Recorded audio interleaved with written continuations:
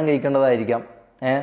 അപ്പോൾ ഈ പറഞ്ഞ പോലെ നിങ്ങളെ കാര്യം ആദ്യം സേഫ് ആക്കാൻ നോക്കുക. എന്നിട്ടും ഈ പറഞ്ഞ പോലെ നിങ്ങൾക്ക് ഒരാളടുത്ത് വന്ന് സംസാരിക്കണം തോന്നുന്നുണ്ടെങ്കിൽ അത് ജെന്യുവൻലി ഇതാക്കുക. അതും വേറെ ഒരു തരത്തിലേക്കും പോവാതെ ലിമിറ്റ് ചെയ്യാനുള്ള ഇത് നിങ്ങൾ തന്നെ നോക്കണം, മനസ്സിലായോ?